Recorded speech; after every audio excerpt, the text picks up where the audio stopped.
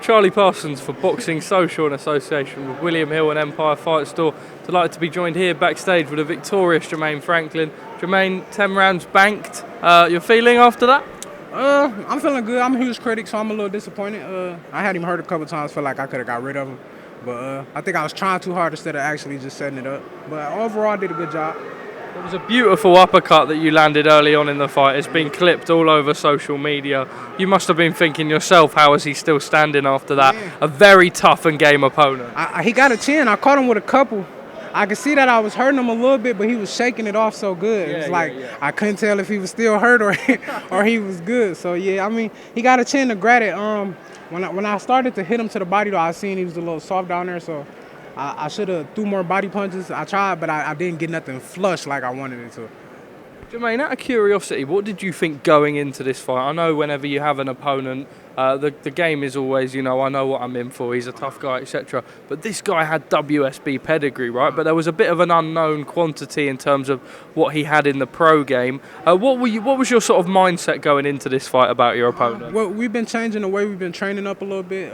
Like I said, we only really had a couple weeks to get ready for this fight. So we've been trying to be more aggressive, throw more punches. So coming in, I was just thinking kill, hurt. That's all I'm thinking is to hurt. I feel like I let too many opportunities ride past me in the last two fights with the AJ and the Dillon fight. A lot of opportunities I could have capitalized on. So, when I first turned pro, we used to be like, we just try to destroy everybody. Then I got to this point where we started to box. So now I'm trying to get back to that destroy game. Just got to pick my win up, and we right back. Jermaine, it's been a whirlwind 12 months for you. Now you process everything. It's probably still going to take a few more days, but certainly those fights with Dillian Whyte and Anthony Joshua, this fight tonight so close to home for you, well, as close as it gets in the professional boxing ranks. I think I had your family just behind there. It was so loud, you definitely would have been hearing them all fight. How do you now reflect on such an incredible 12 months, an experience that any professional boxer would love to have? It's been great. It's been a life-changing experience. Like I always said, I love the sport, so it was a huge honor to be able to travel the world to do something I'm passionate for. To me, that's like a musician getting a tour over in England or something like that. So it was a huge honor for me, and I just been soaking it all up, trying not to get too big-headed, stay grounded, stay level-headed, and keep working. What do you want next? Do you want a little bit of time off? I mean, you're a man who's been okay. No, I'm a worker. I'm not gonna say I grew up. I'm not gonna say I grew up too hard, but I grew up around hard-working people. We all like that. It's no easy way out in this life I grew up in. There's no easy way out. So I don't want to take a break. I want to keep it going, keep pushing. When you take breaks, you get lazy. I just had a couple weeks. I felt like I was lazy in that fight. So, even though we was training, I want to turn it up. If I feel like I got fights coming, then we in the gym training hard every day. So I want to keep it that way. I don't want to get lazy.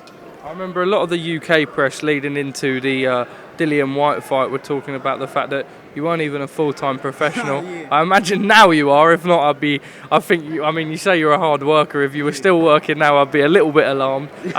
But happy now to be doing what you love full-time with a great team around you, my man over here, representing from the UK.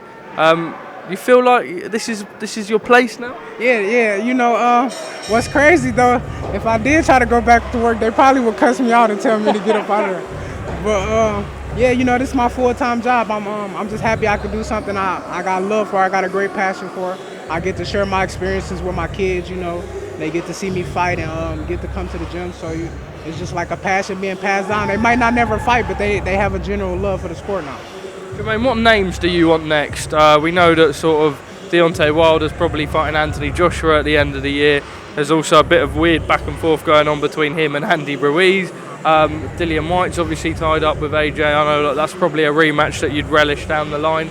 There's some great heavyweight fights out there. Do you just want to get back in the mix with all the top guys as soon as possible? All of them. Anybody in the top 15, top 20, top 10, we can get it on. Any name specifically? Any name.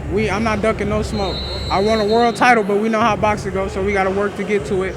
But when we get to that top, when we get to that position, anybody that got a world title, anybody in the top 15, top 10, I want all the smoke. I'm not ducking anything.